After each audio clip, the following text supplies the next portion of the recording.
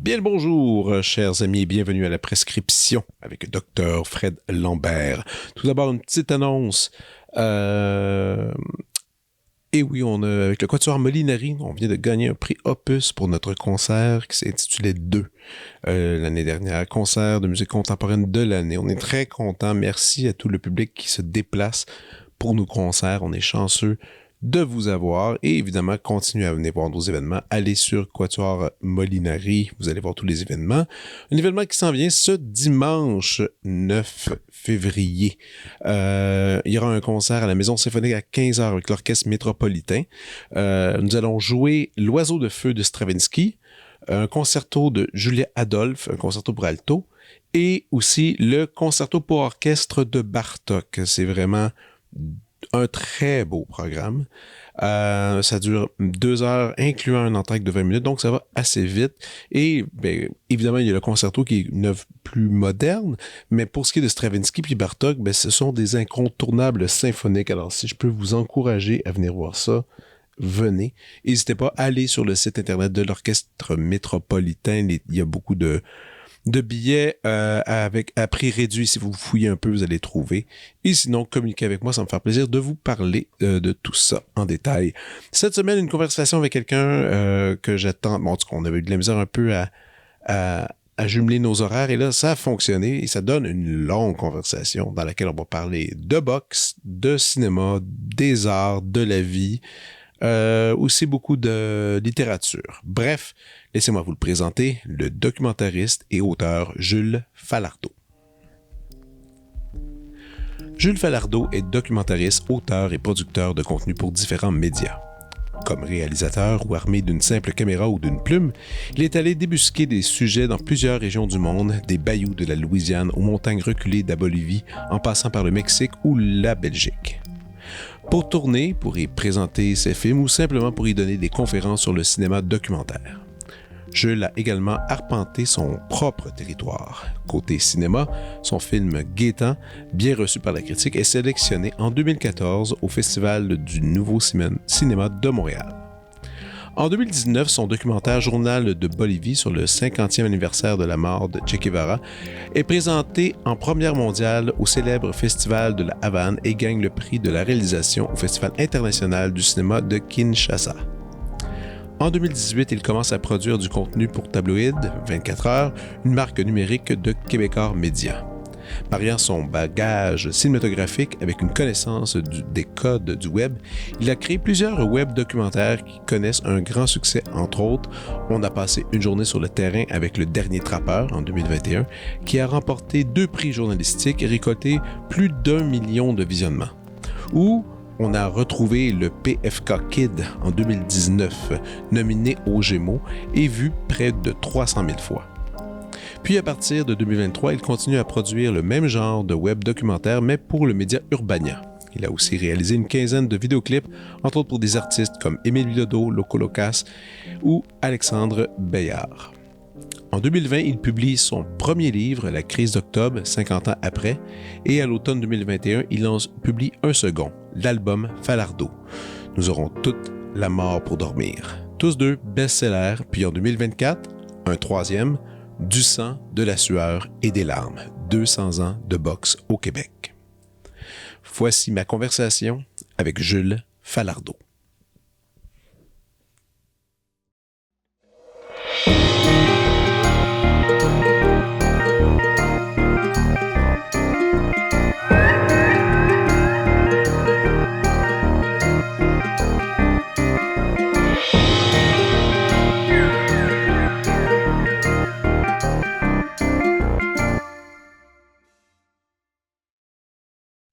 Parce qu'en fait, t'avais peur que chez vous, tes enfants soient turbulents? Ou... Ben, ces temps-ci, les filles sont pas si pires. D'habitude, ils ferment la porte de leur chambre. Je disais, pas de bruit, papa fait un podcast. Ouais.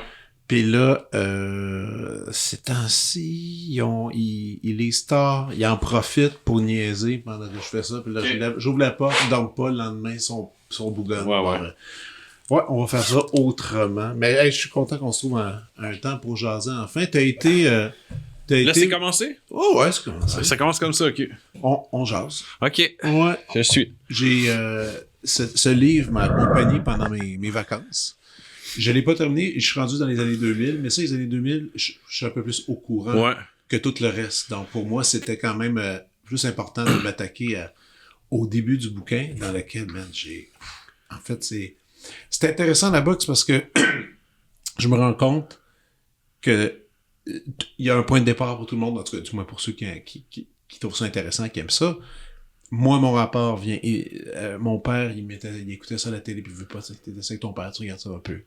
Et le contact vient là, donc tous mes souvenirs, les années 90, tous ces événements-là, je lisais ça, je revoyais les coupures de journaux que tu as utilisées, souvenirs très, très clairs de ces années-là.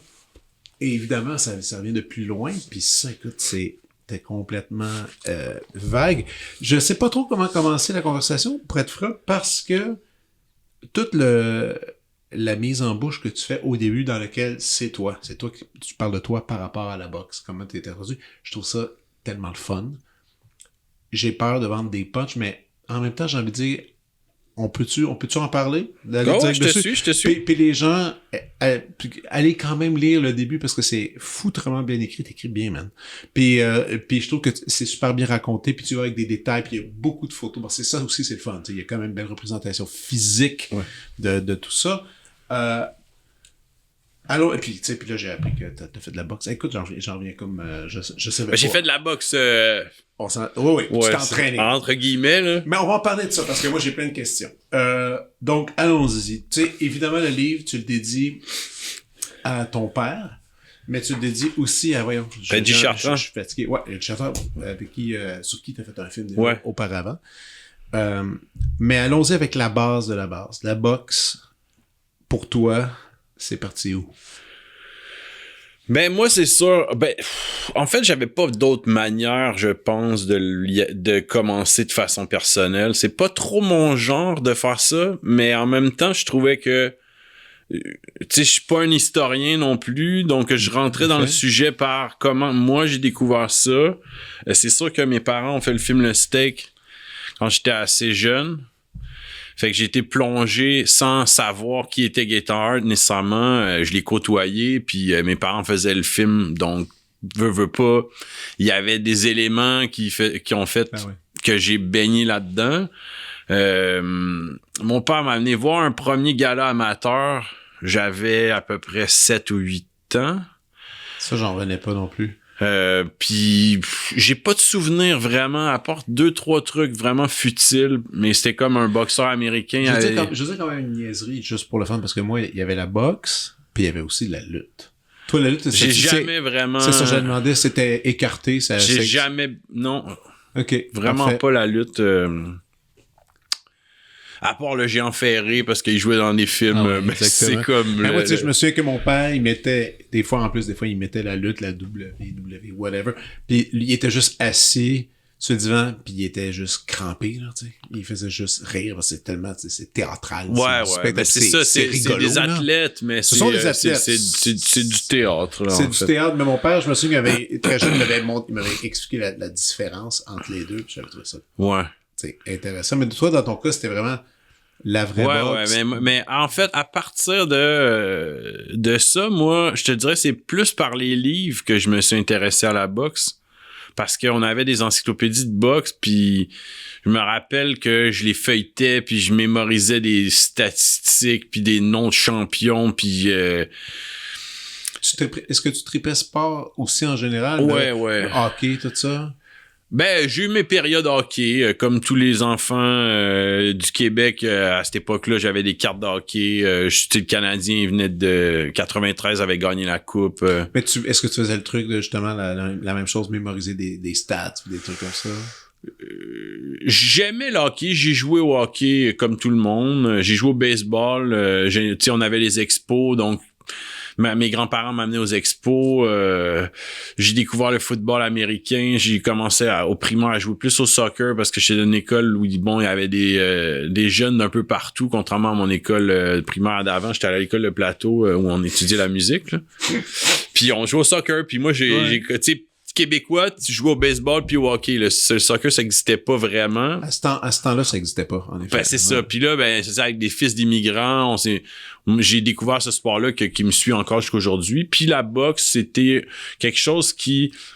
Mais c'est plus, je te dirais, ça, au niveau symbolique, au niveau iconographique, même les photos de Mohamed Ali célèbres, les documentaires. Bon, pas nécessairement que je regardais des documentaires à cet âge-là, mais... puis tu sais il y a quelque chose d'épique, tu sais, ben même la photo que tu as utilisée justement pour le cover du livre, c'est toujours vibrant. Les photos de boxe, c'est vibrant. Oui, mais c'est que contrairement à d'autres sports, les gens mettent leur vie en jeu, hein. Fait que tout le temps. Il y a du drame, puis l'autre élément qui se retrouve dans plusieurs autres sports, mais c'est des gens du bas de l'échelle sociale. Tout le temps. Ben, majoritairement, on va dire, là. Je pense que oui. Ça tend à changer un petit peu aujourd'hui, là, mais je veux dire, le gros du bassin des boxeurs de toujours, c'est des gens d'origine modeste qui utilisent ça comme ascenseur social. Puis vu que c'est un sport qui te laisse des séquelles, on aura l'occasion d'y revenir, mais c'est que tu peux... partir très pauvre, devenir riche, puis refinir aussi pauvre qu'au début, sauf qu'en plus, t'as des séquelles physiques, cognitives, t'as toutes sortes de problèmes, tu peux avoir des problèmes d'élocution, des problèmes d'équilibre, de mémoire. Non, c'est immense. Donc, c'est tout cet univers-là, tu sais, quand tu penses qu'il y a des gens qui meurent dans le ring, tu comprends que c'est un sport sérieux, puis c'est ça, l'histoire de la boxe, ça m'a toujours fasciné. Tu sais, je regardais les grands combats de Mohamed Ali, Joe Louis, tous ces trucs-là. Mais quand tu disais que ton père avait tes parents avaient des encyclopédies, c'était surtout centré sur la boxe américaine. Ouais, c'est des encyclopédies de boxe mondiale. Mais okay. je me rappelle que je le lisais encore, là. Dans ces encyclopédies-là, les noms des Québécois champions du monde avaient été soulignés. Étaient là. Ouais. Donc, tu sais, Lou Brouillard, que je parle, Jack Delaney, etc. Mais tu vois, on va avoir l'occasion d'en parler, mais Kid Lavigne, que moi j'ai découvert par mes recherches, en fait, il était pas souligné parce qu'il est né aux États-Unis, donc c'est un Américain d'origine québécoise. Mais je suis sûr que si mon père avait su que Kid Lavigne était d'origine québécoise, il l'aurait souligné. Parce qu'il y avait d'autres personnages soulignés dans d'autres... Mettons, profil de boxeur, par exemple, dans Archie Moore, t'avais Yvon Durel qui était souligné, t'avais dans Aaron Pryor, Gator Hart était souligné, fait que c'est cet univers-là, puis à 12 ans, mon père m'amène voir, tu sais, je venais de découvrir les films Rocky dans ces années-là, puis... Marquant. Il m'amène voir un entraînement public de Stéphane Ouellette, et la semaine suivante, le gala. Donc là, je plonge dans le milieu de la boxe professionnelle. Puis là, tu sais, c'est les années 90. Fait que ça fumait en dedans. Puis c'était comme pas très... Je peux pas dire qu'ils ont aseptisé ça, mais c'était un milieu un peu... très banditiste, là, dans le sens des bonhommes avec des cigares, des Hells avec des patchs. Il y avait toute cette fonde-là, ça fumait. Puis là, il encourageait les gars, les filles en bikini qui présentent les ring girls, qui présentent les rondes. Puis là, Ouellette, on arrive au combat final, donc la finale de la soirée. Ouellette, les lumières se ferment, puis là, il rentre avec la musique de Vangelis. Et là, Ouellette, t'as pas de peignoir dans mon souvenir. Il est juste en bédaine avec ses shorts, ses gants de boxe, pis ses tatouages, puis il rentre sur cette musique-là majestueuse. Puis le combat, en plus, est comme ultra dramatique. Il se fait mettre au tapis au 3e round. Il se relève, il se refait mettre au tapis. Il finit le round sur ses pieds. Et là, il finit par gagner, par knocker son adversaire au 5e. Fait que... c'est limite un super match, là. Je l'ai revu éventuellement pour le livre, pour voir quels étaient mes souvenirs là-dessus, tu sais, puis c'est exactement ça. C'est juste que là, j'ai comme pu mettre... moi, je me souviens des chutes au tapis, je me souvenais pas des coups en particulier, puis... Ouellette qui gagne la foule derrière lui. Fait que tu sais, je pense que chaque personne a un moment, peut-être, un combat qui le fait plonger, qui a vécu des émotions, parce que c'est ça aussi, là. Tu sais, je me rappelle, il y a plein de gens qui racontent à qui j'ai parlé, qui dit moi c'est quand j'ai vu Mohamed Ali, Joe Frazier, j'ai vu Roberto Duran, Sugar Ray Leonard. Moi ça a été ce combat-là qui était pas un combat avec un enjeu, mais Ouellet était comme la renaissance de la boxe professionnelle au Québec. En fait, on y mettait ce poids-là sur les épaules. Absolument. Et c'est ça. Après ça... Tu vois, moi, j'ai pas encore... Moi, la boxe est un événement télévisuel pour moi. Tu sais. J'ai jamais allé. Écoute, c'est pas... peut-être j'ai pas assez d'amis qui sont ouverts à ça, mais je suis déjà... C'est pas vrai. Je suis déjà allé voir des entraînements, mais ça m'a fait triper. Ça, les entraînements publics, puis d'aller observer ça un peu, puis tu sais, moi, j'ai toujours rêvé de faire l'entraînement de boxe, mais mes mains, je peux pas niaiser avec mes mains. Ouais, c'est vraiment, si c'était pas ça, parce que tout l'aspect physique, tu sais, j'ai quelques amis qui le font, là, tu sais, puis j'ai une amie compositrice, elle fait ça, son chum, il a ouvert un endroit pour s'entraîner ou dans le nord de Montréal, puis tu sais, elle arrête pas de m'en parler, mais je suis toujours, mais oui, moi, je commence à frapper le moindrement, mes jointures, tout ça, ça me fait un peu de la peine. C'est un sport que je pourrais pas faire pour le plaisir, mais je veux pas, encore une fois, je veux pas me battre, c'est juste l'entraînement. Ouais. Juste l'entraînement que je vais le faire, quelque chose que toi, t'as fait. Ouais, qui a un entraînement extrêmement intense. Ben oui.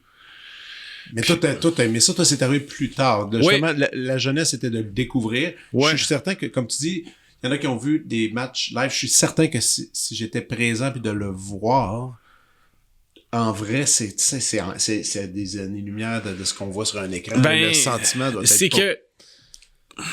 Aujourd'hui, si je t'amenais voir un gala professionnel, tu tombes à une mauvaise époque, je pense, pour vivre ce que c'est.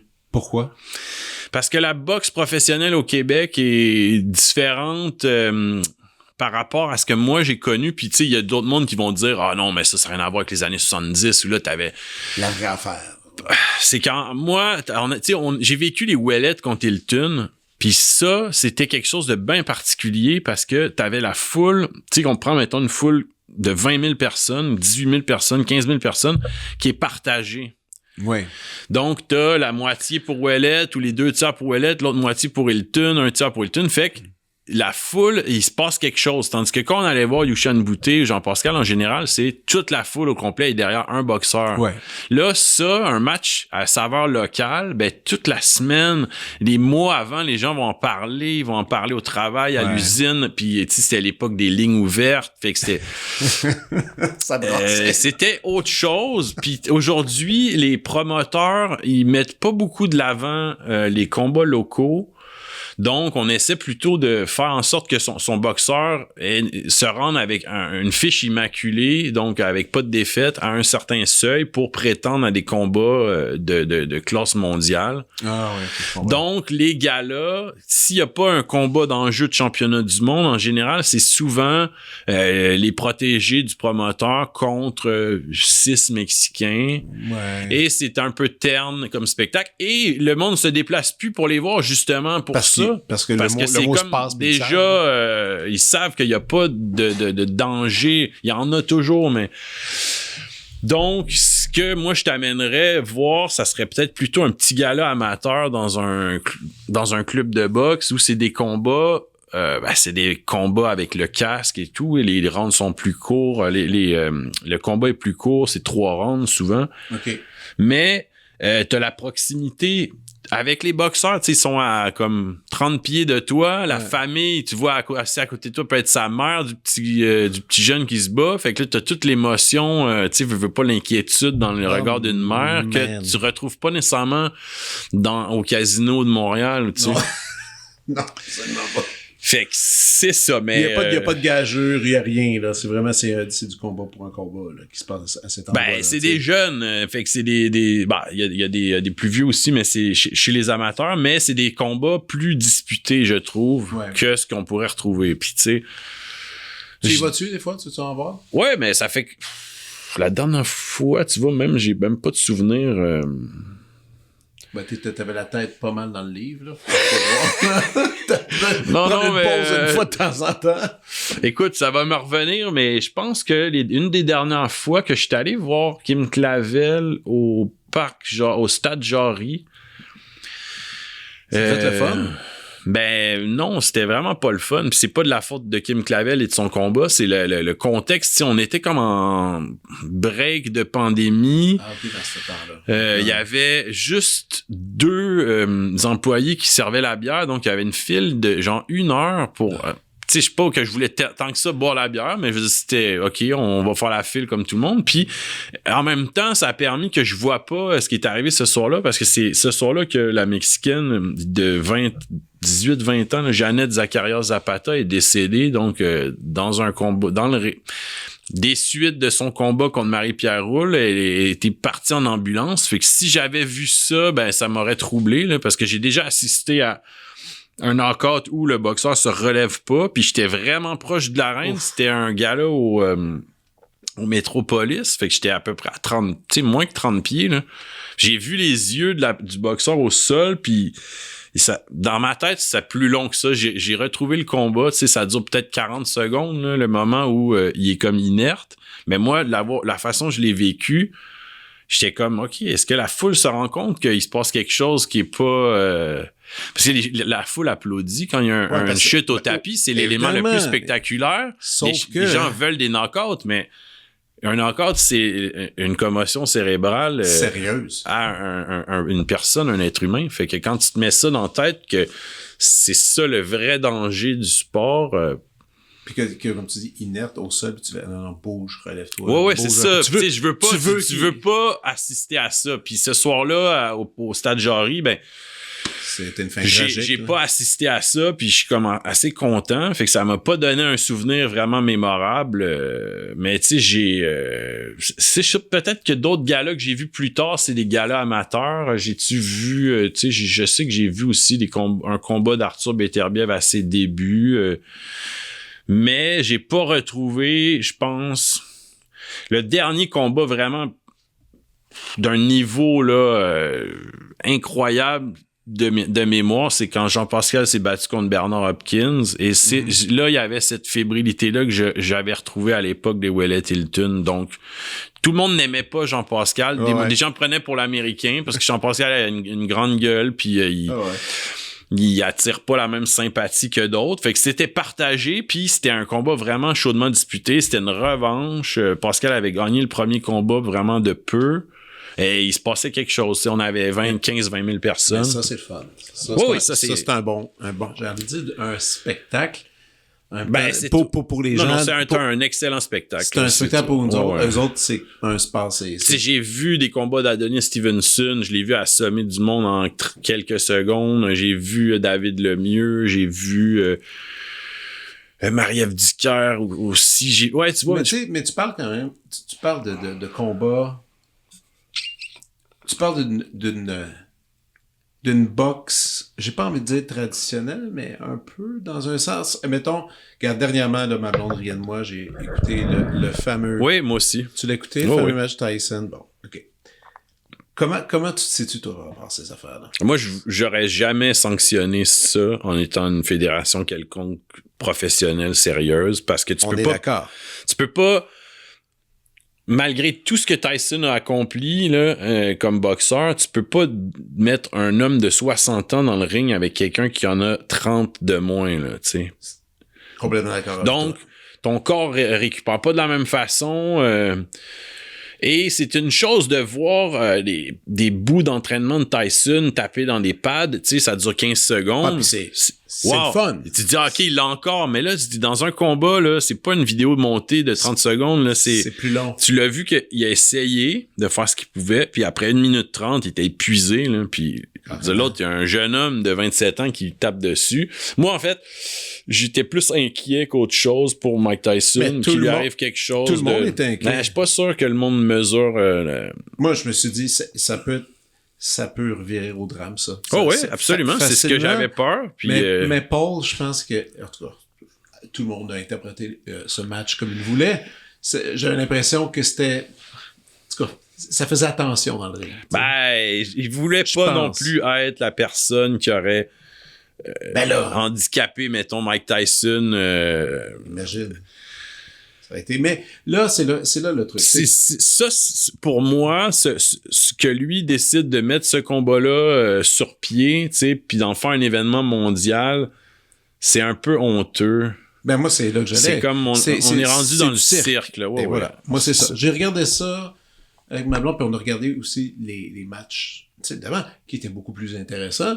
On se le dira. Ouais. Match féminin. Extraordinaire. Puis à la limite, ça avait tellement donné une bonne groove que là, après, tout le monde était juste déçu. Ce qui est pas mauvais. Moi, j'étais pas déçu. Non, mais je veux dire, il n'y a pas eu de combat, mais est-ce que les gens s'attendaient à un combat?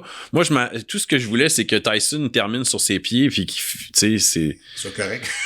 J'avoue. Mais c'est ça. Donc, toutes les... Et moi, ce que j'aime pas de cet événement-là, c'est que maintenant, ça jette un étrange regard maintenant sur la boxe, tu sais. Moi, je suis pas un fan de Paul du tout. Non, moi non plus, je savais même pas c'était qui, vraiment. Je l'ai... Puis ces événements-là, justement, je sais pas, sûrement, dans le milieu de la boxe, le monde doit en parler beaucoup, qu'il est haï, il est aimé, je sais pas. J'essaie de pas trop suivre ces affaires-là. Moi, je dis juste mon point de vue de... Quand j'ai observé cette soirée-là, j'ai fait, je pense que c'était peut-être la dernière fois que je regardais une affaire comme ça. Ça m'a comme gossé un peu, tu sais. Mais bon, mais toi, t'as quand même eu... Mais tu sais, on s'éloigne beaucoup, là, mais je trouve qu'il est comme un symptôme ou un symbole de l'époque. C'est-à-dire, c'est un YouTuber avec des millions d'abonnés qui réussit à faire en sorte que 60 millions de personnes se pluguent sur ça. Mais tu sais, je veux dire, la prochaine étape, il pourrait se battre contre un Grizzly ou puis ça attirerait le même... Exact. Son public aurait la même... ou tu sais, un concours la même curiosité. Exact. Ouais. Donc, puis que lui... normalement, t'as une progression logique comme boxeur, que surtout si lui, avec l'argent qu'il a, tu sais, tout est faux, là. Sa fiche... il se bat contre des non-boxeurs. Le seul boxeur contre qui s'est battu, qui a perdu, qui est, je pense, le frère à Tyson Fury, mais c'est pas c'est pas gracieux comme ce que ça devrait être. Puis je suis sûr que le gars, tu sais, s'entraîne sérieusement, il fait ses classes pour s'améliorer, mais c'est tout ce qu'il représente, c'est comme à l'encontre du noblard, entre guillemets, là, tu sais. Oui. Puis comme tu disais, que souvent c'est des gens qui viennent d'une classe difficile, qui essaient de s'en sortir autrement. Dans ce cas-là, lui, c'est toute une autre histoire. Je le connais même pas. Je sais même pas ce qu'on m'a dit qu'il vient de la channel Disney, puis je sais pas quoi, mais ça m'intéresse pas, en fait. Non, c'est juste... Mais je me demandais juste que, tu sais, toi qui es au courant, si ça te faisait suer une affaire comme ça, tu sais. Par rapport... Surtout après avoir écrit un livre aussi, écoute, aussi détaillé, mais ce qui est incroyable dans t'sais. tout ça, c'est que mon livre est sorti juste après les élections américaines. Il a été retardé 2 fois, et quand il est sorti, il y avait la même semaine Kim Clavel qui se rebattait, qui a fait ma préface, et Mike Tyson, Jake Paul. Donc, après, que les gens aient parlé des élections pendant tant de semaines, tout d'un coup, c'est comme la semaine est boxe, mon livre sort, fait que j'ai été invité partout pour parler de mon livre. Moi, je trouve que, puis on m'a toujours posé la question, puis j'ai toujours dit la même chose sur ça, mais le timing a fait que ça a bien tombé pour moi, là. Ouais, mais ça... Ouais, non, livre. Là, c'était une petite parenthèse. Une longue parenthèse. Une longue parenthèse, mais c'était bizarre. Quand tu as décidé de commencer l'écriture de ça, c'était quand? Ça fait quelques années déjà, non? En fait, c'est qu'on m'a proposé de faire quelque chose, quelque chose sur la boxe. As-tu quelque chose à proposer? Puis ça aurait pu être une bio de boxeur, mais moi, j'avais cette idée-là que je dis jamais ça a été fait au Québec comme ça, illustré. Puis, comme je parlais d'encyclopédie de boxe, moi, j'en ai vu des beaux livres de boxe, des livres qui sont moins beaux, mais qui sont super importants. J'ai vu des Mohamed Ali Tachen en noir et blanc incroyables. Fait que moi, c'est un peu ça qui m'inspirait. Puis j'ai dit, si quelqu'un faisait l'historique de la boxe au Québec illustré, ce serait un maudit beau projet. Fait que j'ai pitché ça, j'ai fait un plan. Puis ils ont dit oui. Ça, c'est quoi? C'est il y a 2-3 ans, même plus? C'est il y a 2 ans et... Attends, t'as fait ça en 2 ans? Ouais, mais il y a 30 ans d'accumulation de savoir pugilistique dans mon cerveau. Fait je sais, sauf que moi, tout le long que je lisais, je me disais, clairement, t'es un passionné, t'aimes ça, mais en même temps, les références, les trucs, surtout toute la documentation... Ben oui, il y a des affaires avec ça, mais la documentation québécoise... Ouais, ben, c'est parce qu'il y a d'autres gens aussi qui ont pavé la voie avant, c'est-à-dire Martin Achard, que je cite, qui a fait un mémorial de la boxe. Tu sais, c'est un philosophe, chercheur universitaire, qui lui s'est passionné pour ça, puis il a mis en ligne un site qui s'appelle Mémorial de la boxe au Québec, puis il a fouillé, grâce probablement à son statut d'universitaire, il a pu fouiller dans les fonds d'archives, puis trouver des affaires aux États-Unis, de photos de loup brouillard incroyables, puis il a mis ça en ligne, puis c'était comme son passe-temps, puis il est décédé, puis moi, ben, c'est grâce à lui que j'ai connu Kid Lavigne, par exemple, ou il y en a un autre qui s'appelle Gladu, c'est Michel Gladu qui a écrit un livre sur assez bien fait, qui est sans photo par contre, sur l'histoire de la boxe par profil de boxeur. Puis lui, il en a vu, tu sais, il a vu des combats que je parle de Ronald Jones, juste entre parenthèses pour que les gens... Ronald Jones, c'est lui qui est dans le film Golden Gloves. Mm-hmm. Donc, tu sais, lui, il les a vus, ces combats-là, il les a décrits, il a fait un assez bon travail, mais son livre, je pense pas qu'il a eu un très grand retentissement. Tu sais, il existe à la bibliothèque, la couverture est pas très réussie. Ouais. Mais au niveau contenu, il y a plein de belles choses. Donc, tu sais, avec des gens comme ça, Gilles Janson qui a documenté les débuts de la boxe au Québec, moi, je plonge là-dedans, je vais chercher un peu ici et là, mais je sais où je m'en vais, puis c'est pas très dur après. Je te dirais que c'est plus dur pour moi de pas avoir mis tous les boxeurs du Québec dans un sens comment je fais un choix qui mérite qui entre guillemets c'est ça. Fait que c'est subjectif. J'estime que mettons que je fais des débuts jusqu'à 1939, j'ai mis tant de boxeurs, mais on s'entend que c'est presque, tu sais, il y a des dizaines et des dizaines d'années d'histoire que je réduis à que t'as pas le choix. Tant de boxeurs. Après, c'est par décennie, on y va dans les années 60, ben là, j'en ai laissé de côté, mais tu sais, ceux que je laisse de côté, je prends la peine de les mentionner, puis il y en a d'autres que je mentionne pas du tout, tu sais, c'est pas non plus une encyclopédie à proprement parler. Non, mais quand même très détaillé. Mais après, moi, tu vois, j'envoie à la personne qui m'accompagne, qui fait la recherche photo, donc mes deux éditrices, je leur balance des noms, des dates, puis j'ai dit, fouillez là-dedans, trouvez-moi telle affaire. Fait que des fois, je leur donne des pistes. Je dis ça se trouverait probablement dans les fonds d'archives au Massachusetts. Ils vont aller fouiller, aller trouver ça. Puis, mettons, un matin, c'est Ariane Caron-Lacoste qui m'accompagne à fouiller dans les photos. Puis, un moment donné, elle m'arrive un matin, elle m'écrit « Regarde le beau fond d'archives que j'ai trouvé. » Et il y a pas grand monde sur Terre qui peuvent recevoir un courriel un mardi matin de photos d'Eugène Brosseau de 1930 et d'être enthousiaste comme moi. Je découvre ça, puis je suis comme wow, j'ai jamais vu ça de ma vie, là, des photos de camp d'entraînement dans la campagne de Longueuil en 1920, genre. Puis les gars se sont fabriqués un ring en bois, tout est artisanal, punching bag. Fait que, mais là, après, la difficulté, c'était comme moi, j'avais fait par boxeur, tu sais, je pense que je devais avoir sélectionné 25 photos pour chaque. Puis là, à un moment donné, tu fais, bon, la réalité, c'est que faut faire des choix, là. Fait que... Est-ce que c'était quoi, en montant ce projet, en montant ce livre-là, la plus belle surprise que tu as eue en recherchant? Ben, je pense que ce que je viens de dire, là, des photos de même... des photos rares, là. Ouais, tu sais, loup brouillard avec sa brouette pleine de roches, là, quand j'ai découvert cette photo-là, tu sais, j'étais comme... C'est l'autre... C'est plein... Non, mais moi, j'aime la photo aussi, j'aime l'image, je travaille avec ça, fait que quand j'arrive puis je trouve une photo de cette époque-là d'un Québécois au fin fond du Massachusetts qui s'entraîne avec une barouette de roches... tu sais, où genre son nez cassé, les jointures toutes enflées de combat. Tu sais, il a fait Loup Brouillard autour de 130-140 combats.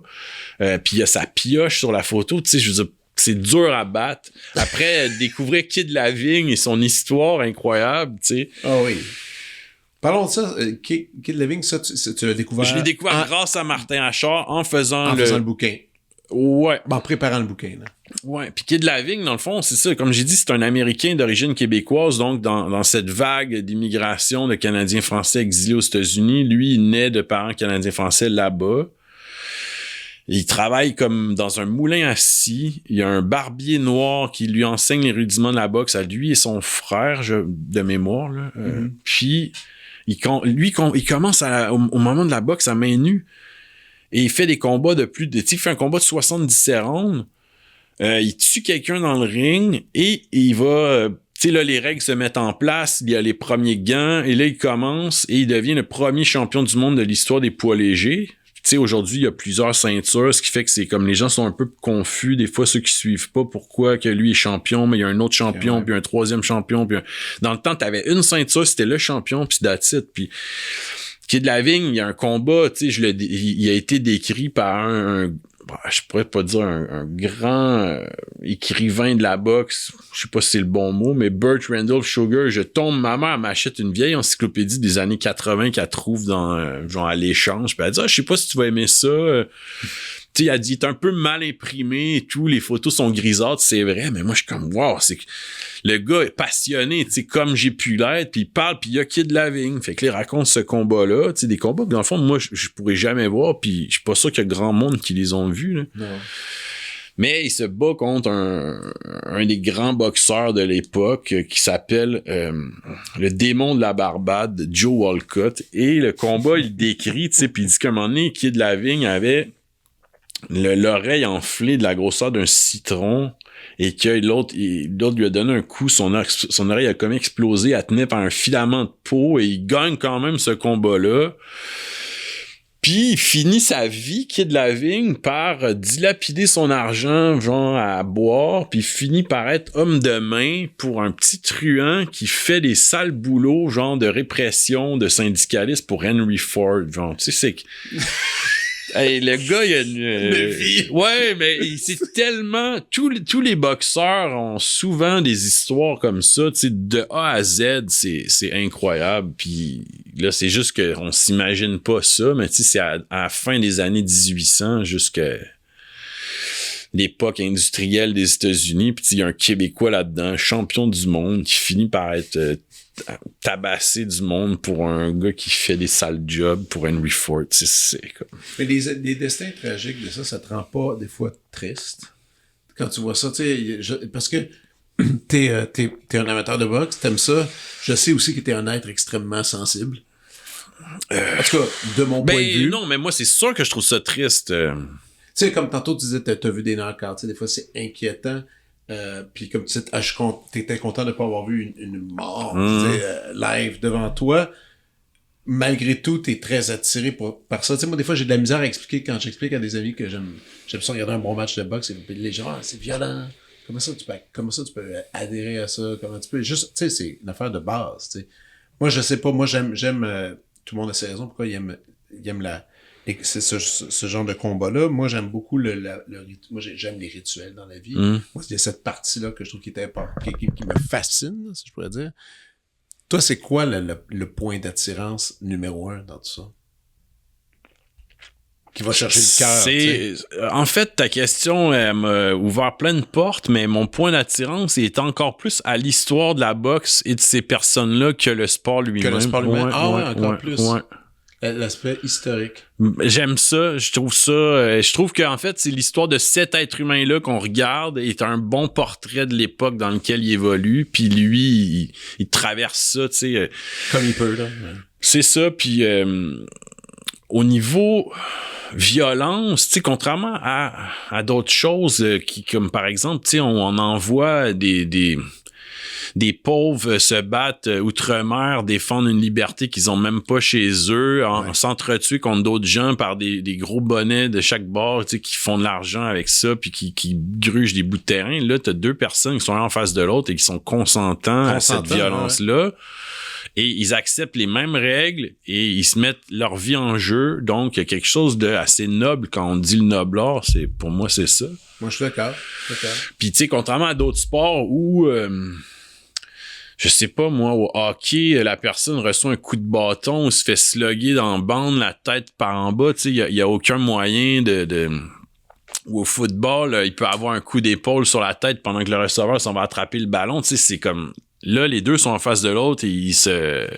Puis c'est une violence, souvent, moi, ce que je trouve dans ces deux exemples-là que tu viens de donner, c'est une violence mesquine, tu sais. Ouais, et dans d'autres sports. Qui ne devrait pas avoir vraiment nécessairement lieu. Au soccer, des gens vont ils vont avoir des déchirures ligamentaires, quelqu'un lui a fait un coup salaud. Dans plein de sports, il existe ça. À la boxe, je veux dire, oui, il y a du monde qui sont salauds, là, mais à la base, c'est quand même les personnes acceptent les règles, puis ils acceptent de se mettre... c'est ça, ils acceptent cette violence-là. Mais toi, vraiment, là, c'est le cœur de l'histoire. C'est l'histoire que t'aimes. Je te dirais qu'au niveau iconographie aussi, tu sais, les photos... il y a plusieurs... ça se décline en plein de choses, parce que quand je décris le combat de Sugar Ray Leonard de Roberto Duran, que j'ai pas vécu, mais que je l'ai regardé la première fois... Je compare ça à une toile d'un grand maître, puis on est pas mal à la quintessence de ce que le sport peut être en niveau boxe. Je veux dire, t'as deux parmi les plus grandes de l'histoire, tu sais, je sais pas sur combien on pourrait les mettre, là, mais qui sont à leur summum de leur carrière au niveau peut-être aptitude physique, puis ils s'affrontent à Montréal au stade olympique rempli, puis le momentum change d'un à l'autre. Duran Leonard a accepté de jouer le jeu de Duran, donc l'intimidation que l'autre a faite, il a insulté sa femme. il a accepté de jouer, de rentrer dans la game, genre de boxe agressive coup pour coup, qui l'a désavantagé, et en même temps, ça te donne un combat incroyable. Puis Duran, tu sais, qui est vraiment quelqu'un de super pauvre, qui vient des ghettos de Panama, cireur de souliers, qui est quelqu'un de féroce, mais de extrêmement talentueux, et tu sais, pour lui, je veux dire, c'est la boxe, le sorti de la pauvreté, puis il s'affronte.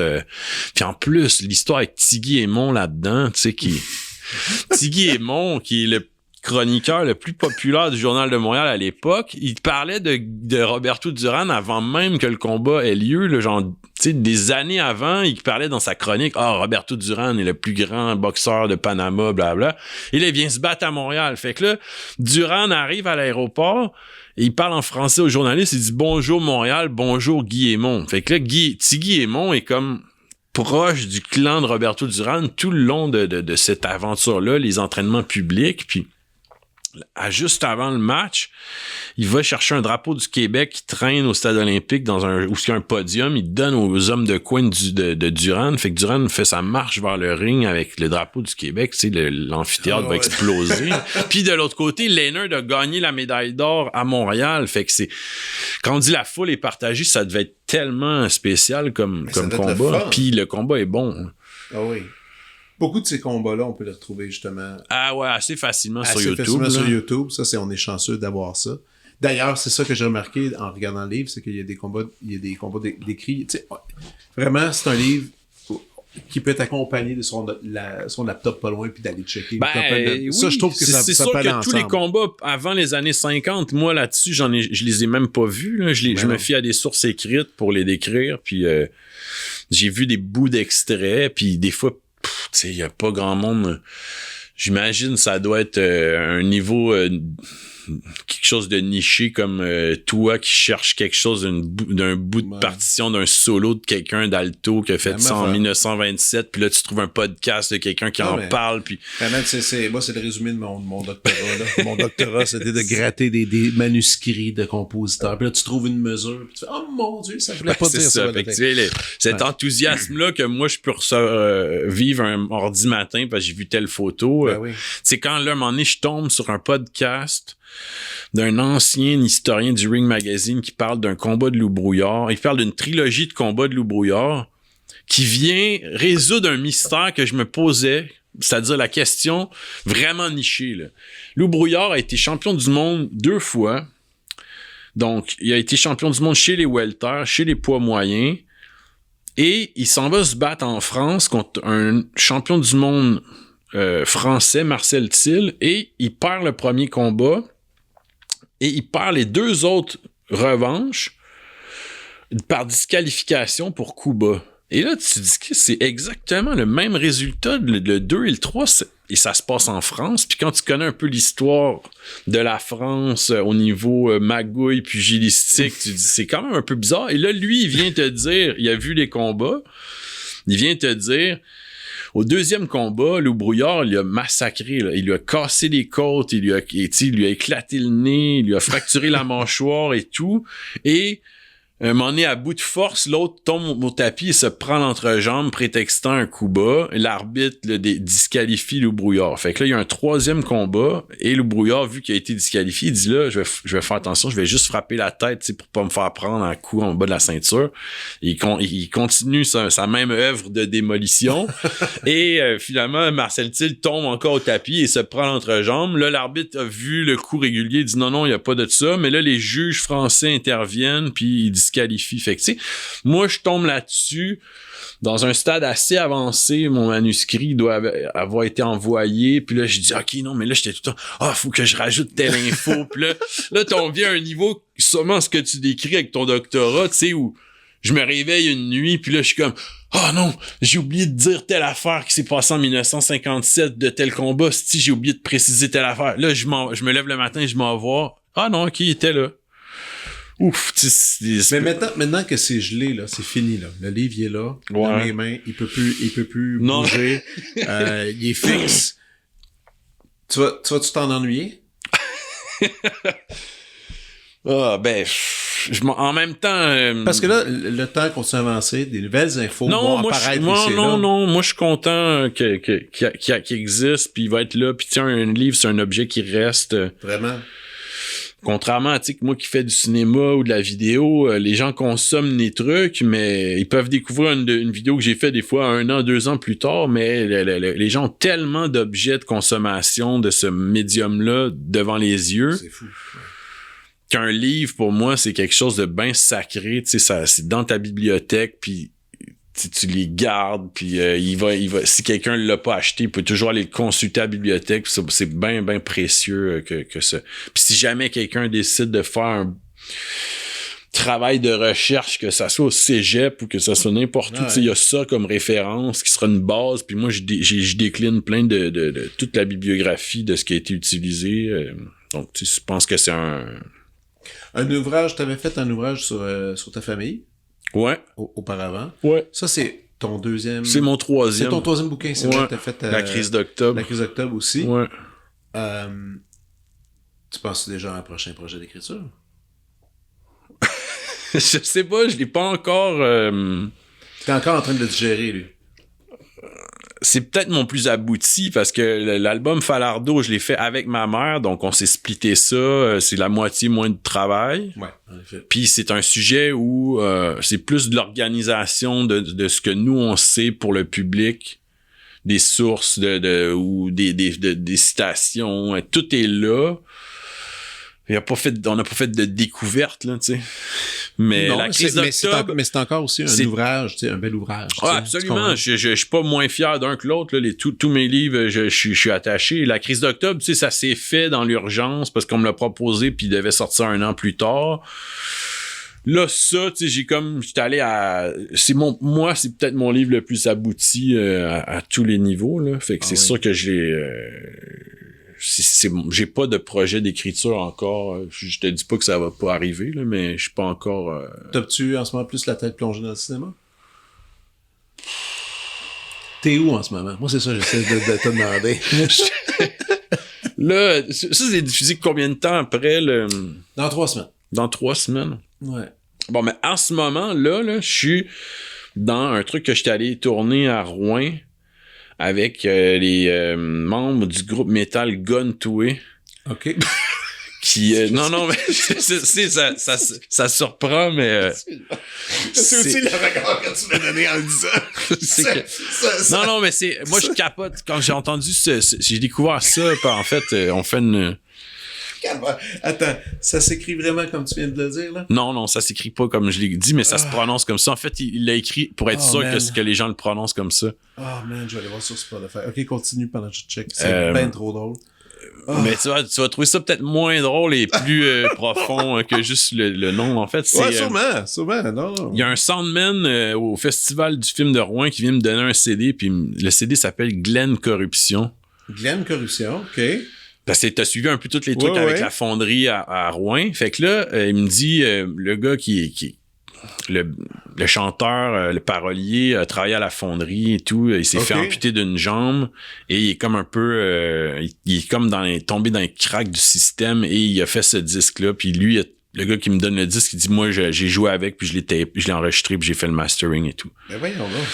Fait que là, le groupe a fait parler à 2 reprises par la suite. Je vais pas tout faire l'historique, mais ils ont été censurés d'un festival l'été passé qui devait avoir lieu à Rouen, festival métal. Mais un des commanditaires du festival est un client de la fonderie, donc ils ont préféré exclure le groupe. Et de garder Et finalement... Le festival a même pas eu lieu. Ils ont comme tiré la plug.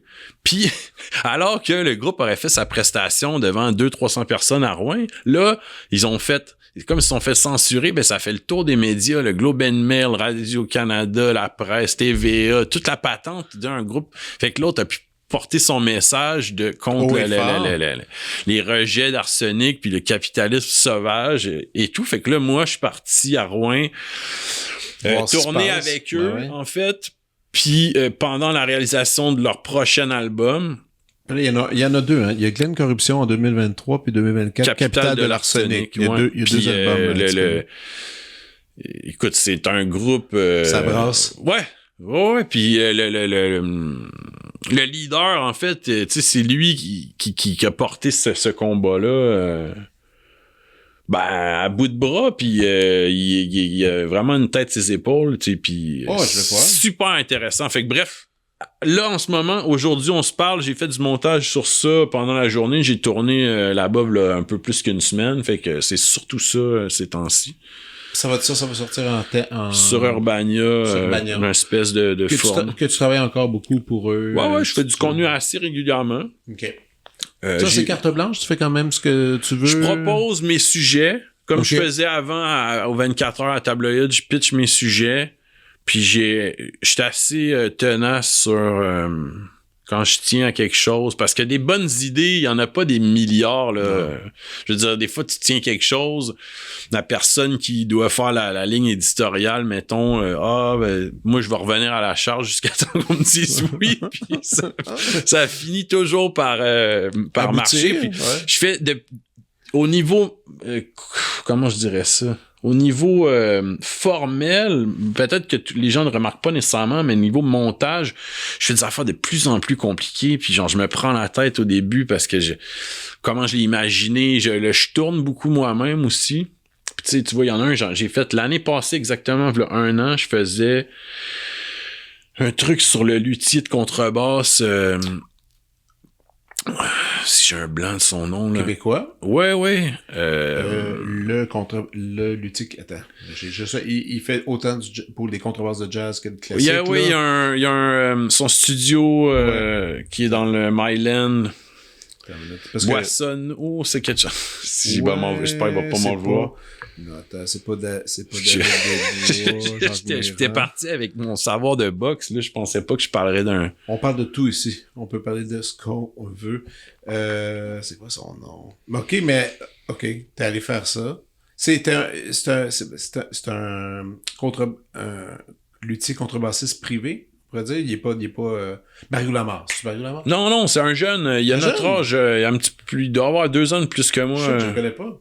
Je le connais pas. Vraiment. Puis c'est contrebasse qui se spécialise. Ouais. OK. Si ça, je m'en veux. Non, écoute, le nom d'affaires que j'oublie que je participe des fois, c'est Non, mais là, c'est pas ça. C'est ridicule. Mais si tu cherches luthier Urbania Jules Falardeau, tu vas le trouver. OK, luthier. OK, parfait. Okay. Genre, en tout cas, je sais pas comment tu fonctionnes, si tu coupes ça ou tu gardes ça, puis ça fait plus réaliste, mais moi, pendant que tu cherches, je vais raconter un peu, là. Je bouge pas, Jules Falardeau, luthier. Vas-y. Ben, j'étais allé filmer ça à peu près dans la période de Noël l'année passée. J'ai passé une journée dans son atelier, en fait. Okay. Puis, tu sais, j'ai comme... Des fois, je tourne moi-même. Des fois, j'ai un caméraman. Ça dépend. J'aime les deux. Mais là, j'étais juste, moi, en immersion complète à comme filmer toutes les étapes que je pense qu'on pourrait un peu inspirer des films de l'ONF, genre le discours de l'armoire, là, tu sais, où dans le fond où César et son canot d'écorce, où le gars dit pas un mot là, puis il fait juste construire un canot, tu sais, puis c'est toutes les étapes, c'est hot. Ben là, moi c'est un peu ça que j'ai fait avec lui, puis je sais que lui aime les films de l'ONF, puis il aime l'affaire que j'ai fait sur le trappeur, fait que quand j'ai proposé, il était content, tu sais. J'ai dit, t'as-tu une contrebasse sur laquelle tu travailles? Puis moi, j'ai juste fait comme de la beauté de ton travail manuel là-dessus, de la sonorité de tes instruments que t'as construits. On s'intéresse au bois, on s'intéresse au bois et au beau, parce que c'est le fun. C'est vraiment le fun d'observer. De bois, moi, j'ai toutes sortes de questions, des fois même naïves, peut-être, que quelqu'un pose pas nécessairement les tables d'épinettes. Tu penses-tu que, je veux dire, pourquoi t'essayes pas de faire quelque chose avec du bouleau jaune ou telle affaire? Puis là, il dit, écoute, faire une contrebasse, c'est pas comme un gâteau, là, ça prend pas une journée, là. Fait que c'est quand il passe 3 mois sur une contrebasse, c'est... Mais rien que le bois, c'est super fascinant dans toutes ces affaires-là.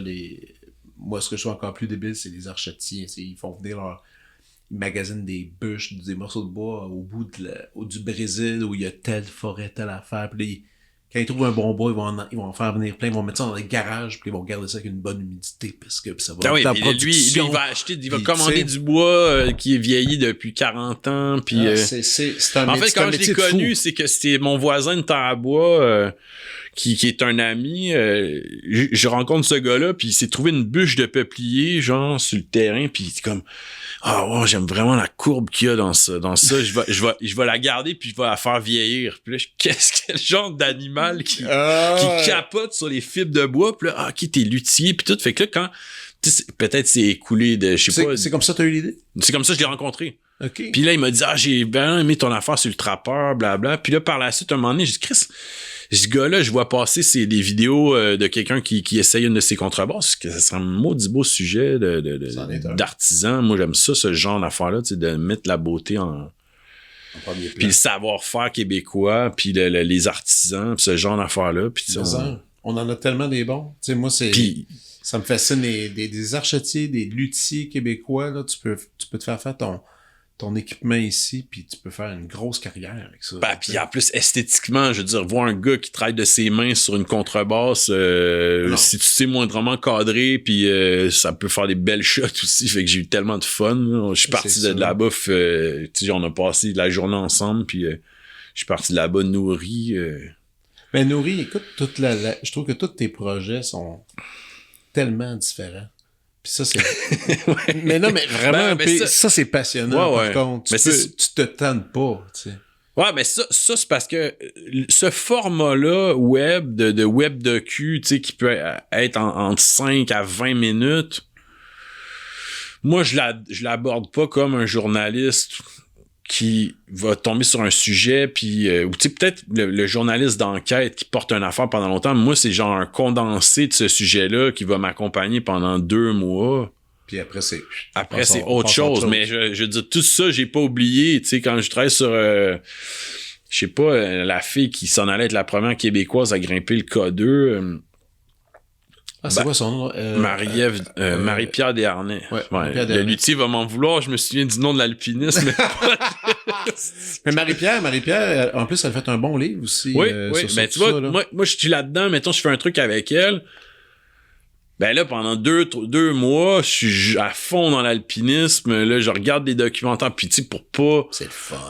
Oui, et puis pour pas aussi à partir sur des bases de dire des bêtises, que quelqu'un qui fait du fast-food, moi, je m'intéresse à ça, je veux comprendre, je regarde des affaires. Là, j'ai relu le livre de La Forêt, le premier Québécois qui a grimpé l'Everest, puis là, je suis comme... Fait que là, pendant tout ce temps-là, le projet, il sort. Puis là, finalement, il y a eu la pandémie. Puis 2 ans plus tard, elle est en train de faire l'ascension du K2, quelque chose qu'elle me disait dans le reportage. Fait que là, moi, je la suis. Mon article est déjà prêt. Puis j'y ai parlé pendant son ascension. Mais là, il y a comme un laps de temps où elle aura pas accès à aucun médium... à part, je sais pas, téléphone satellite, mais c'est pas vraiment pour dire oui. Fait que là, moi, je suis son ascension, puis j'attends de savoir qu'elle a réussi pour envoyer l'article, que l'article sorte. Puis là, je fouille, à un moment donné, je tombe sur le compte Instagram de la compagnie d'expédition qui dit voici les gens qui ont réussi l'ascension du K2, bla, il y a son nom. Fait que là, je dis go, allez-y, lancez l'article. Ah, c'est ça, t'étais le premier à lancer ça sur elle? Ouais, mais c'est la seule fois que j'ai eu un scoop, là. Moi, je suis pas vraiment dans ce milieu-là ou monde-là. Comment t'as trouvé ça, avoir un scoop?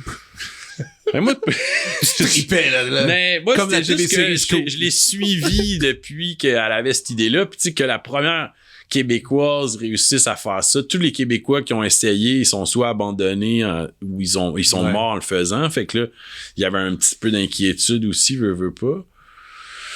Non, c'est malade qu'elle ait fait ça, honnêtement. Puis là, aujourd'hui, elle a comme tout développé une espèce de business d'expédition où tu peux t'inscrire à aller faire des trucs. Écoute, j'ai même magasiné, j'y pensais. Je me suis dit, elle connaît sa job. Oh, ouais, t'es en sécurité avec elle. Mais quand tu lis son livre, tu fais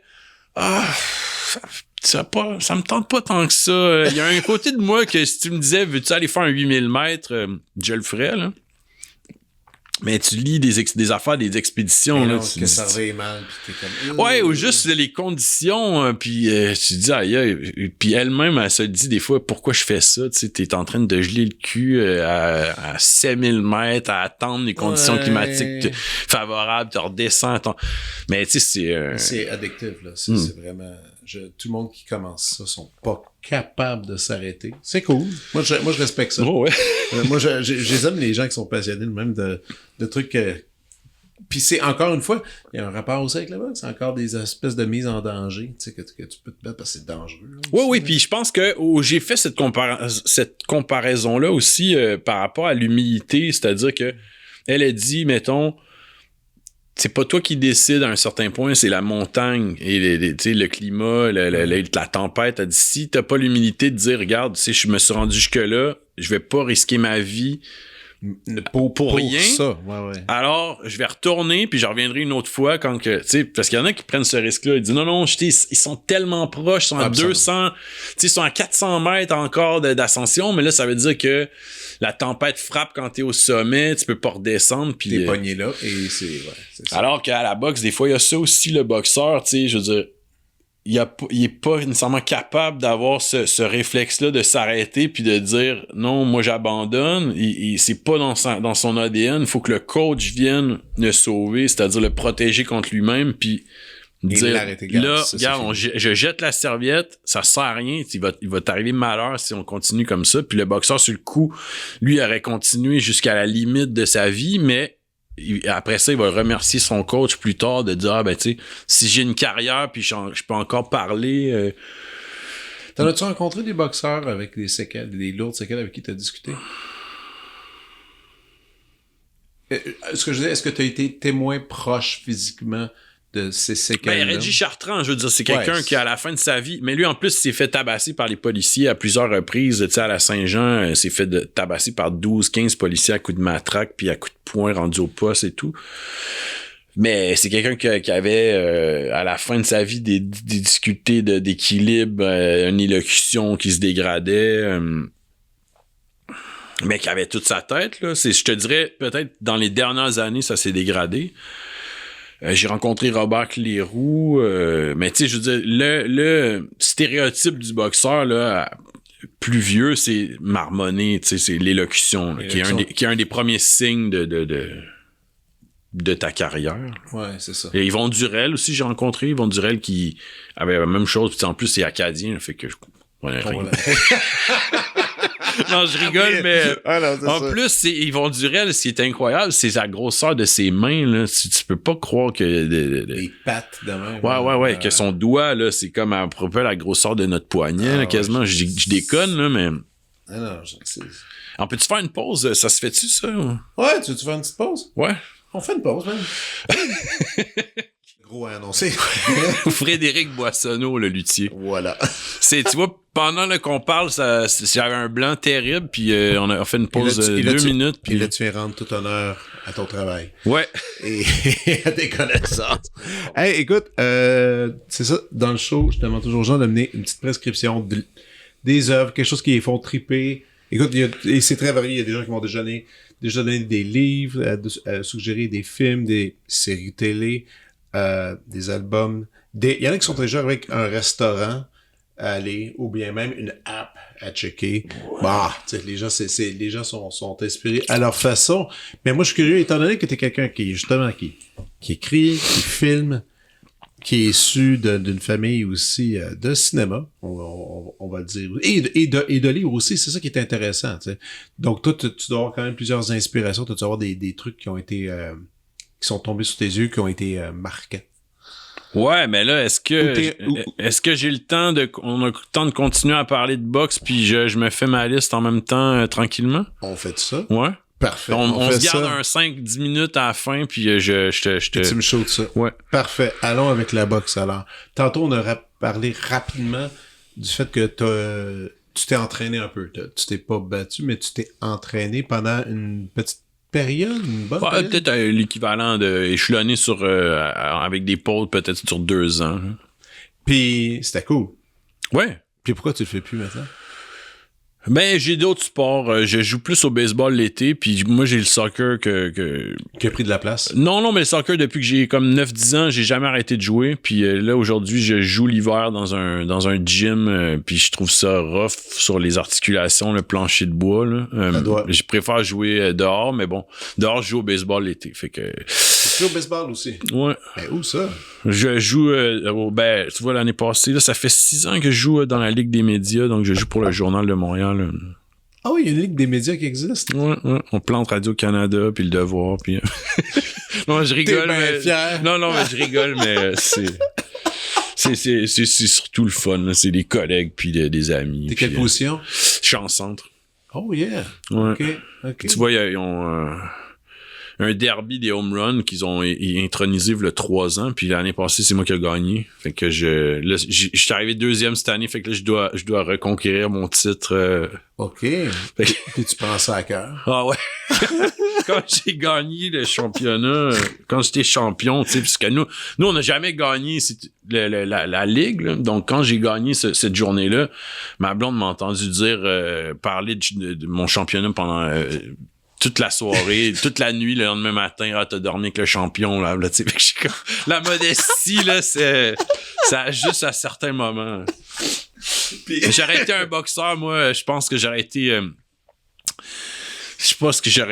moins humble, j'aurais été plus j'aime bien le style Mohamed Ali là, très et autant d'autres, j'aime bien là qui est, tu sais, quelqu'un de posé puis de humble justement. Fait que je sais pas qu'est-ce que j'aurais été. Des fois, on aime voir aussi quelque chose qu'on n'est pas, tu sais. Non, souvent. Mais je suis un peu baveux aussi dans des contextes sportifs, puis qu'on s'amuse. J'aime bien rire, fait que... Ah, t'es baveux un peu? Ouais, ben oui. Ouais. Je t'ai jamais vu baveux. Non, ben c'est qu'il y a des contextes aussi, tu sais, dans des moments sérieux, je suis sérieux, puis dans des moments sportifs ou dans d'autres... Ou tu sais, peut-être, je sais pas, si je faisais du débat, j'aurais sûrement tendance à être baveux, puis ouais, du débat. Fait que bref, j'ai perdu le fil de la question. C'était pourquoi je m'entraîne plus à... Ouais, pourquoi? Parce que tu sais, c'est drôle, mais... Je trouve la façon que t'en parles dans le livre, j'ai l'impression... Je pense que je rêvais, en fait, d'en faire. Je rêvais de faire cet entraînement-là, puis je l'ai fait, puis je serais pas... J'aurais pas été dédié jusqu'à mettre tout mon mode de vie de côté. Tu sais, j'aimais bien boire de la bière avec mes chums, manger de la pizza. Fait que quand tu veux être boxeur, t'as une diète stricte, puis t'as pas vraiment le loisir de faire ces écarts-là. Puis il faut avoir faim aussi pour vouloir se rendre jusqu'à manger des coups pour gagner sa vie, chose que moi, j'avais pas nécessairement Mais tu vois, ça m'arrive, j'installe un punching bag une fois de temps en temps, je mets des bandages, puis je me fais une séance en revenant d'un jogging, je vais me faire un 3 rounds, ça arrive une fois de temps en temps. Ah ouais? Nice. Ouais. Ça défoule, puis ça fait du bien. Oui, puis j'aime ça, puis tu sais, des fois, le shadowboxing aussi, c'est une affaire que j'explique... Ça, c'est le fun. Shadowboxing, c'est que c'est devant le miroir, c'est un des exercices vraiment... incontournable à boxe, c'est que les gens ils se boxent contre leur reflet, puis ils se regardent en même temps, puis ils corrigent des trucs, et c'est comme une façon de te réchauffer. Puis tout boxeur là qui va dans la vie va tomber devant un miroir, il sera incapable de pas mettre ses mains autour de son menton, puis de se regarder, puis fait que c'est comme dans le steak, Guitar, il le fait entre les tombes. Après, t'es allé mettre des fleurs sur la tombe d'un de ses parents. Puis je demande à ma mère, je dis, est-ce que ça, c'était stagé, tu sais? Ou elle dit, je me rappelle plus, mais je sais qu'il le faisait tout le temps, n'importe où, tu sais. Fait que ta vie est comme ça. Fait que j'imagine que ça doit être comme, je sais pas, moi, un musicien, un batteur qui se met à air drummer malgré lui. C'est ça. Fait que des fois, en joguant, ça m'arrive. Même si j'ai pas été boxeur, ça arrive que je fais des petites passes de shadow boxing en courant une fois de temps en temps. Puis, parlant de shadow boxing, j'ai un de mes chums qui a commencé à s'entraîner comme ça, puis à un moment donné, il voulait pousser un peu plus loin, puis il avait pas toujours le temps d'aller au gym. Il s'est pris, comment ça s'appelle, les espèces de casques que Meta a fait, là, 3D, là, des espèces de casques de réalité virtuelle, des VR, des casques VR, pour entraînement de boxe. Mais c'est fou raide, mon gars. C'est fou raide. Je l'ai essayé. Je disais, OK, je vais aller essayer. Puis là, t'as des espèces de gants virtuels. Puis tu y vas. Après 8 minutes, j'étais tout trempé. Mais c'est sûr. Trempe, là. Tu sais, puis j'étais comme... OK, je peux comprendre le trip de faire ça dans ton salon, dans le... Tu sais, oui, c'est du shadow, là, mais bon, c'est pas c'est un 3 minutes, mettons, juste un 3 minutes de ça, là, c'est intense, là, mais imagine que la personne en face de toi te donne des coups dans le même... Dans le même... c'est ça. Fait que c'est pas juste j'ai chaud puis j'ai plus de souffle, là. C'est quelqu'un me tape d'un côte, puis là, je perds le souffle. Puis tu continues. C'est ça. Fait que, mais j'ai fait des sparring qui est comme une forme de combat d'entraînement, là. Puis tu pour vous vivre vraiment, je pense, c'est pas se rendre à un combat, mais c'est peut-être ce qui se rapproche le plus, là. Et on n'est pas là pour se faire mal, mais ça reste que c'est sérieux, puis tu peux être ébranlé quand même, puis tu peux, tu vas saigner du nez, puis tu peux avoir des maux de tête. C'est pas très bon, en fait. De plus en plus, ils essaient, les gymnases, de réglementer les sparring, puis d'en faire le moins possible. Nouveau, dédié ça? Moi, c'est parce que j'allais été au club champion à l'époque, puis c'était un peu la vieille école, là, dans le sens c'est comme si t'allais t'endurcir, mais pas nécessairement, mais aujourd'hui, on va donner, mettons, un jour de la semaine qui est dédié au sparring, fait que pour économiser le plus que les études sortent, le plus qu'on essaie d'économiser la santé des boxeurs. Ce qui est une bonne chose, là. Ouais, absolument. Oui, on parlait tout à l'heure de ton père, à qui tu as dédié le livre, il t'a amené voir des matchs. Ton père, il s'amusait-tu des fois à essayer de s'entraîner un peu ou à ça? Ou il a jamais... C'était juste d'un point de vue admiratif qui observait ça? Non, lui, il a fait... En fait, quand il était petit, il a été boxé. J'étais au club de boxe de Châteauguay, puis il a fait son premier sparring, puis quand il rentrait à la maison avec le nez en sang, sa mère, elle a dit « Tu retournes plus jamais là ». Fait que c'est fini ma carrière, mais il a toujours gardé cette... Mais même ta mère, c'est, mettons... Mais attends, je voulais dire autre chose. Vas-y. Après qu'il a fait le steak, Guitar lui a proposé d'être dans son coin pour un combat. Fait qu'il a fait son cours de secouriste pour pouvoir être le 3e. Donc, pas le soigneur, pas le coach, mais un genre d'assistant. Il dit là, tu sais, c'est toi qui ramasses le crachat, tu ramasses son linge sale, puis tu mets de l'eau. Il dit, tu sais, c'est bon pour l'humidité. Puis là, il croise Régent Tremblay dans le vestiaire, tu sais, qui lui demande, puis qu'est-ce que tu fais là? On va-tu pouvoir voir ça? Non, c'est juste pour moi. Tu sais, il a juste comme voulu, après avoir fait le film Le Steak, juste vivre le trip d'être dans le coin d'un boxeur. Puis il avait aimé ça? Ben oui. C'est sûr qu'il avait une expérience que tu peux pas... ça se compare pas, là. Je pense que... Les gens, suite à cette réponse-là, ils le regardent. Ah, OK. Ouais, c'est dur à comprendre comme façon de... Mais tu sais... c'est immersif, on va dire. Ouais. Ta mère aurait capoté. Si t'avais dit, hey, man, j'ai envie d'aller loin là-dedans, comme toute mère, je pense, aurait eu des peurs. Ben oui, c'est sûr. Tes parents, ta mère veut pas que tu te blesses en faisant des sports. Mais quand t'as commencé à t'entraîner pour le fun, ça l'a pas trop dérangé? Tu te souviens pas? Non, je me rappelle pas. Mais je pense pas que... Puis en plus, j'y allais avec mon petit frère. Mon petit frère avait... Moi, j'avais 18 ans, lui avait 8 ans. Mais on a fait des sparring, mais tu sais, je pense pas que... Ma mère, si elle avait assisté à un sparring, elle aurait pas trippé, mais je pense que c'est dédramatisé par rapport à ce qu'on s'imagine d'un combat de boxe professionnel où les gens se font 10 rounds, 12 rounds, le nez en sang, les yeux ouverts. Je comprends. c'est comme si t'es dans un esprit un petit peu plus, en fait, peut-être récréatif. Mais en même temps, la boxe, on peut pas faire ça de façon récréative. On peut s'entraîner, mais tu peux pas... Si tu veux passer à l'autre niveau puis faire des combats, faut que tu sois dédié à 100%. Là. Ouais. C'est pas un petit, on joue pas un petit hobby. Non, c'est pas... Mais l'entraînement peut être une forme, juste, il y a du monde qui vont au gym de boxe, côtoyer des boxeurs juste pour se mettre en forme puis savoir se défendre. Puis, ce qui est bon aussi. C'est très bon. Évidemment. On a parlé de boxe un peu. On va revenir à notre sujet de prescription. Je sais pas si tu as été capable d'amener ta tête. Mais je vais lancer des trucs. Puis, tu peux aussi dire des choses que tu regardes en ce moment qui te font triper. Ça peut être actuel. Ça peut être vieux, ça peut être actuel, ça peut être ce que tu veux. Non, moi je préfère y aller avec des énormes coups de cœur que des affaires que je viens juste de... Ben, moi je te dirais pour commencer au niveau livre, moi c'est sûr, je dirais Jean Ziegler, qui est sociologue suisse, qui a travaillé pour les Nations Unies, qui a voyagé dans 150 pays, lui était au rapporteur spécial pour le droit à l'alimentation.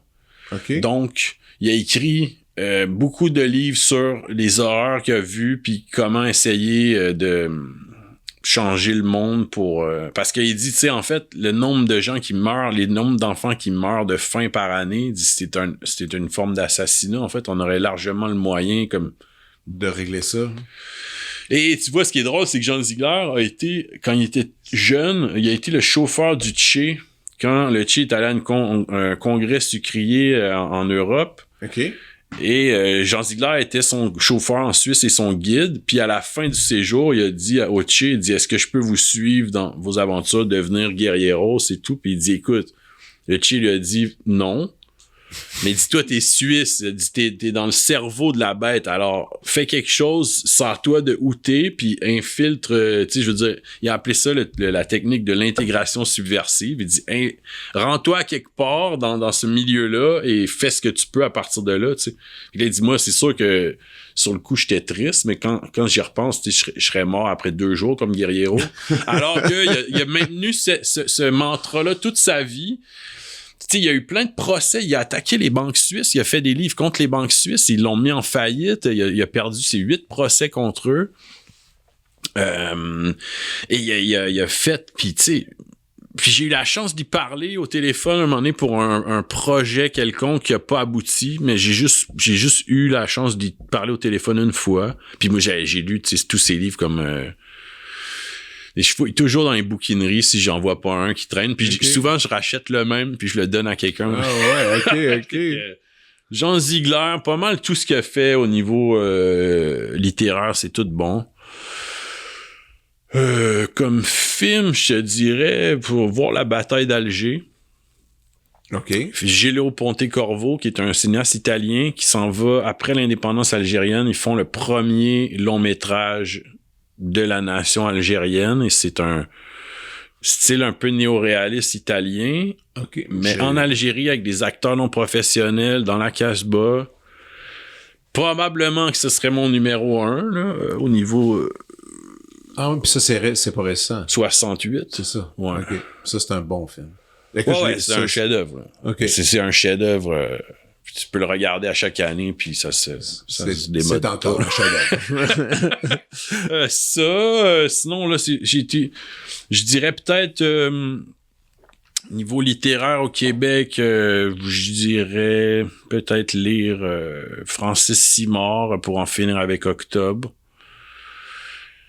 qui raconte toute son aventure de sa conscience politique, de sa découverte de la politique jusqu'au FLQ, jusqu'à la prison. C'est un must dans la vie de lire ça. Je dirais peut-être André d'Allemagne, Le colonialisme au Québec, qui est une analyse de la société québécoise, la domination qu'on subit, culturelle, intellectuelle, économique et tout. Je dirais peut-être... Quand vous voyez un livre de Reggie Chartrand à la bouquinerie chez Parti Pris, moi je les achète toujours. Et t'es reparti, je les redonne ou je les garde en me disant je sais pas quoi. Peut-être je terminerai avec un truc que moi j'ai fait parce que je l'ai porté pendant 4 ans, puis tu sais ça c'est 2 ans là, livre de boxe, mais le Journal de Bolivie je l'ai monté toute la patente. On m'a refusé les bourses. J'ai fait un sociofinancement. On est allé tourner. Je me rappelle encore de ça. Je me rappelle, on s'était croisés dans la rue. Je disais, comment ça, tu disais, man, c'est compliqué. Mais là, il y avait toute la bureaucratie en plus là-bas. Ah, ouais. Je suis parti 2 mois avec Jean-Philippe Nadeau-Marcoux, qui était le directeur photo, puis finalement, on l'a réalisé ensemble. C'était une période incroyable. Tu sais, on vivait pour la seule fois de ma vie où je vivais vraiment à faire que du documentaire, là. Puis en fait, le but, c'était de témoigner, de voir comment les Boliviens vivaient ou des Boliviens vivaient le 50e de la mort du Che dans leur pays. Puis par un ami, je savais que j'avais des contacts qui pourraient m'amener quelque chose. Puis les autres, ils faisaient une marche dans les montagnes suivant le parcours du Che jusqu'à sa mort quand il était jeune. Donc on a repris ces gars-là, qu'il y en a qui sont rendus des bonhommes, 45, 50 ans, puis ils ont ramené des plus jeunes, puis on a refait un périple en autobus où ils retournent sur leurs propres traces et se rendent aux commémorations. Puis nous, on les a suivis là-dedans. C'est un film qui en fait, qu'est-ce qui est le fun, c'est que c'est 4 ans de ma vie, mais c'est tellement fait en toute liberté, tu sais. Autre que des contraintes, des deadlines qu'on connaît, des deadlines ou des durées que tu sais, ça va être trop long. Moi, j'ai fait ce que je voulais, là. Fait que je l'ai amené jusqu'au bout, puis les seules contraintes, c'est des contraintes budgétaires que dans un sens, j'ai pallié par l'énergie que j'ai investie dedans. Ça a pris 4 ans, alors que quelqu'un aurait subventionné ça m'aurait pris 1 an et demi. Là. Mais c'est pour ça que ça réarrivera pas si souvent que ça, des films comme ça. Je sais pas, faut être passionné en esti, là, puis faut y croire, puis à un moment donné, tu sais, t'es rendu tellement loin dans le processus, c'est comme un alpiniste, j'imagine. Ouais, tu veux pas retourner, tu peux pas retourner. Tu peux pas lâcher. Là. Ça, je le conseillerais peut-être. C'est un... Ouais. C'était marquant, c'était important. Ben, tu sais, je veux dire, moi, c'est un projet qui me tient à cœur, qui a été abouti, puis je suis encore fier. Puis ce qui est le fun aussi, c'est que on me demande d'aller le présenter encore à l'occasion. Je vais dans les cégeps, des trucs comme ça, puis j'étais allé l'année passée à l'Université Laval, ou c'était-tu au cégep, je sais plus, d'une association politique quelconque, des petits jeunes qui on a eu des débats super intéressants, puis... T'es-tu allé à Joliette le présenter au cégep de Joliette? Jamais. OK. J'aimerais bien. Mais j'étais allé te présenter... J'aimerais bien ça, parce que moi, c'est là que j'ai rencontré ton père à 3 reprises à mon cours de cinéma. Qui faisait... Mais toi, t'enseignes-tu un cours là-bas? Non, j'étais quand j'étais étudiant. OK. Moi, j'aimerais, je connais les profs, là, je vais refiler ton nom. Je l'ai présenté un peu partout au Québec, mais je l'ai pas pris. Il y a des, tu sais, même, je suis jamais allé le présenter à Sherbrooke, je suis jamais allé le présenter. Sherbrooke, ça aurait été une bonne place en plus pour ça, je pense. Ben, en plus, il y avait un festival de films, genre, festival de films autour du monde, un petit truc, ça aurait été... Mais tu sais, des fois, comme c'est un sujet politique, des fois, les gens veulent pas se tremper. Les trucs de festival, ils sont vraiment frileux, puis soit ils comprennent rien, soit ils ont peur que ça... Fait... Ouais, mais mais les profs, mais au cégep, ce qui est le fun, moi, c'est que j'aime beaucoup le public d'étudiants de cégep, c'est qu'on sont comme pas encore blasés ni... arrêtés, contrairement aux études universitaires, on dirait qu'ils sont comme curieux encore, ils s'intéressent aux choses, ils ont pas une idée genre ouais, moi je vais parler de ça puis je vais détruire son propos sur le cégep, c'est le best. Pour vrai, moi c'était même comme étudiant, j'avais adoré ça. Moi aussi. J'adorais ça, puis je me souviens encore que c'était des moments révélateur, tu sais, pour un paquet de matières, là, que, le cinéma, entre autres, à Joliette, c'était le fun, les cours de cinéma, mais regarde, j'ai refilé. En tout cas, moi, j'ai toujours du fun à aller le présenter, puis c'est drôle, c'est que je le revois, à chaque fois que je le revois, j'ai du fun moi-même, parce que des fois, tu te dis, bon, je sais pas, je vais pas toujours me retaper mon film, mais là, j'arrive, puis dans des contextes, des fois, tu sais, l'écran est en arrière de moi, je suis assis devant la classe, mais il joue sur l'écran d'ordi, puis j'ai le son des speakers, puis je le regarde, puis Chris, j'ai du fun. C'est important de je pense que c'est ça qu'il faut au départ, en fait, que toi, tu sois capable de le regarder, puis d'être satisfait. Là. C'est Rick Rubin qui disait ça dernièrement dans son espèce de livre qu'il a fait. Il disait que tout artiste qui fait une œuvre, un album ou un film, faut qu'il le fasse pour lui, puis qu'il soit capable de le regarder, puis de l'apprécier. S'il fait pas ça, Comme si lui, il dit c'est la règle d'or pour toute femme. Tu fais pas quelque chose pour un public. Ben, en tout cas, je suis assez d'accord parce que personnellement, que le monde après, ils aiment ça ou ils aiment pas ça, je préfère qu'ils aiment ça. Mais ça change rien. Moi, je veux dire, moi, je suis allé au bout de mon idée que j'ai voulu transmettre. Puis si moi, je suis capable de le regarder puis d'être, je dirais pas surpris, mais si je suis capable d'être heureux, ben c'est que ça montre une authenticité. C'est témoin d'une authenticité. Clairement, si toi t'es capable, c'est que t'es allé au bout de ton idée et que ça représente finalement ce que... Ben en plus, Rick Rubin, je connais pas beaucoup, à part que c'est lui qui a comme remis la carrière de Johnny Cash, qui lui a donné un deuxième souffle à partir de... Hey man, il a donné ça pour un fan de Johnny Cash, ça a donné comme... Ah ouais. Mais écoute, Rick Rubin, si tu veux vraiment aller là-dedans, il y a t'as qu'à t'acheter son livre, il a fait un livre sur la créativité extraordinaire, puis il y a son podcast à lui qui a pas de maudit bon sens. Parce que vraiment, il y a une des plus belles voix du monde, là. Il parle très bas, puis tout ça, puis c'est limite une méditation. Je sais pas, tu l'écoutes, puis il y a les invités les plus tripants au monde. Ça va dans toutes les directions. C'est pas un podcast qui est spécialisé de musique. Oh non, il reçoit des musiciens, mais tu sais, mettons, l'autre fois, il a reçu un espèce de gourou de méditation. Après, il reçoit quelqu'un qui fait de la peinture. Puis après, il a reçu une autre fois une astrologue. Puis là, tu fais « OK ». Puis peut-être toi, tu crois pas à ça. Peu importe, mais il dit... Moi, il dit « Je suis pas sûr d'y croire ». Mais il dit « Toi, la personne qui est devant lui, il dit « Toi, quand t'en parles, je trouve que c'est convaincant. Puis j'ai envie que tu m'amènes là-dedans. » Bon, il est super free. Son livre, c'est comment ça s'appelle? Ah, je me rappelle. Écoute, Rick Rubin, tu tapes book, ça existe. Il y en a un seul, il existe en français. Ils l'ont traduit, il est au Renaud-Bré. Puis tout le monde que je connais qui Bon, ben c'est ça ta prescription, alors je vais... Ah ouais, je te donne puis ça. Moi, là, tu vas lire ça, puis après, tu vas faire une espèce de film qui n'a pas de bon sens. Là, ça va être cœur. Hey, merci beaucoup. Puis tout le monde, Du sang, de la sueur et des larmes, 200 ans de boxe au Québec, c'est sous les éditions du Journal de Jules. Et allez voir tous les autres projets que vous avez entendus dans cette bio que je vous ai lu au tout début. Merci. Merci à toi. Vous venez d'écouter La Prescription avec Dr. Fred Lambert. À l'animation, Frédéric Lambert. Réalisation, montage, recherche et bons conseils, Olivier Chamberlain. Au logo, Joël Vaudreuil. La musique, le groupe Crabe. Jérôme Minière, Philippe B., Ben Chimie, Guillaume Beaulieu et Vincent Vertefeuille. Merci d'avoir été à l'écoute et à bientôt.